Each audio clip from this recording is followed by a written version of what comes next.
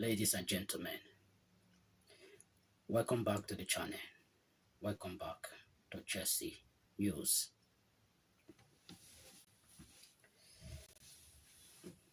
Guys, we lost to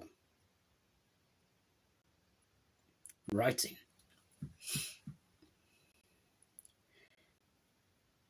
in our FA Cup fourth round. But we got knocked out by Brighton, where we played, I can say, disgracefully. Our played against Brighton was very poor. It was very poor. The first half, Chelsea played very well. But come on the second half, Chelsea were lost. We could not penetrate Brighton defense line. Our attacker could not penetrate the defense line of Brighton. And eventually, we lost by 2-1.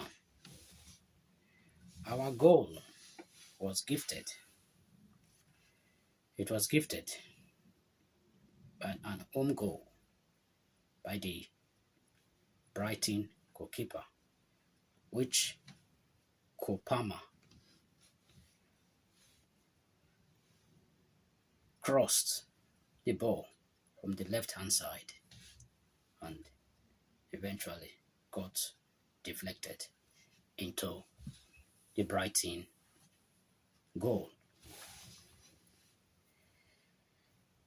The equalizer from Brighton was an open play and a well-deserved header from Rutter, the Brighton striker. At the end, we ended up 2-1. We lost to Brighton and Chelsea were knocked out. Guys, it was a painful result. It was really a painful result because our attacks were not active. Nkunku seems he wasn't in the game because Nicholas Jackson didn't play because he was injured during our match that we played before we played against Brighton. But let's hope if Nicholas Jackson can make it in return against the same Brighton that got us knocked out from the FA Cup. Remember, we are playing them on February 14, which is Friday, precisely Friday. We are still playing Brighton in the PL Premier League match. So this time, I hope the Chelsea players and the coach will do the needful because we don't want to lose again to Brighton. It was a disgraceful act for Chelsea to lose that match against Brighton. For this time, there will be no error that will make us to lose this game again to Brighton. That will be unforgivable. So this time, the player and the coach should go out and make us the fans proud and happy, as always. Guys, before I go more details with some news that is floating around. If you are seeing this channel for the first time and you are seeing this video for the first time, kindly subscribe to the channel, smash the likes button and turn on the notification to alert you for a brand new video. Right, let's jump into what is trading, what is happening in Chelsea news.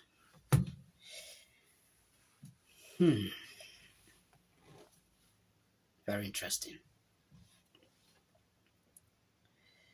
According to Chelsea CFC, Reece James last cap free kick against Bournemouth has been voted the Chelsea goal of the month of January. Remember that free kick that James played against Bournemouth, the equalizer goal. You know, Bournemouth was leading us. They were leading us, and we thought that we were going to lose that game to Bournemouth before we got that free kick. And thank God, Reece James played that free kick because Palmer was trying to play the free kick, but James insisted that he is going to play the free kick and eventually played the free kick and he scored. So that free kick was voted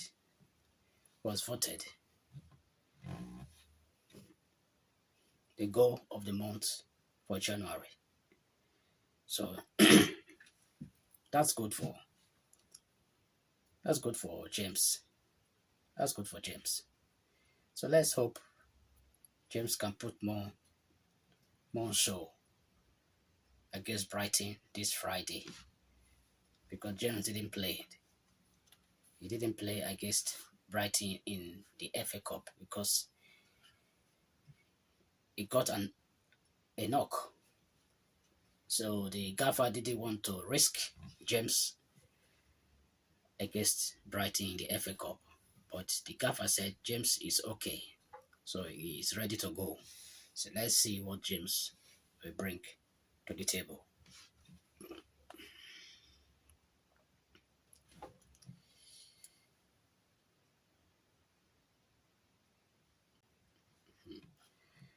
According to TimeSport CFC, Chelsea gave good thought to recruiting a forward or a left wing. They had concrete interest in Garnacho, Gittins, and Tell. Ultimately, they decided to wait for the summer as they did not see good value option available that will improve on what they already have without hindering others' development. You see, Chelsea was heavily interested in these three players that was mentioned now. They were heavily interested in them, but at the end, Chelsea did not go into any of them. So they decided to wait until summer for opportunity that will come out. At the end, Tottenham eventually signed Mathys Tel, while Garnacho and Gittins remain in their respective club. So let's see what Chelsea will do when it comes to summer. Knowing that Chelsea really need a striking force, a prolific striker. That is what we are asking for the board to do. Give us a striker that can make us to compete for the Premier League. Give us a good left wing that can help us to improve the team. Give us a solid center half that can make us to challenge for titles. And also a good goalkeeper, which I don't think Chelsea will pursue because we already have numbers of keepers.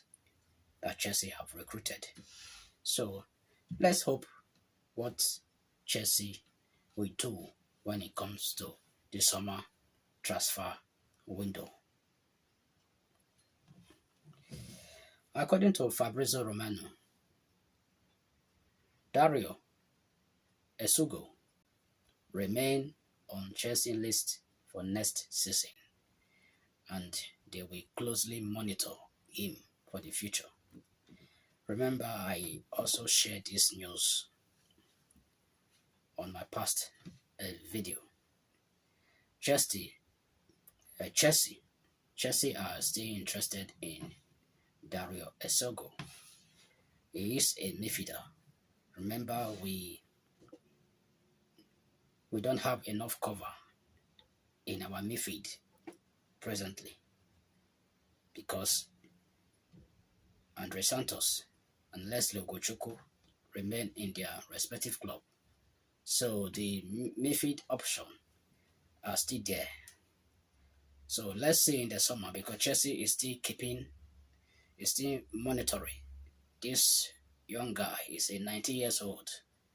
Yes, Chelsea are still monitoring him, and they are going to go after him in the summer and sign him, knowing that Matisse will eventually go back on loan to Strasbourg, and Santos will come back to Chelsea first team.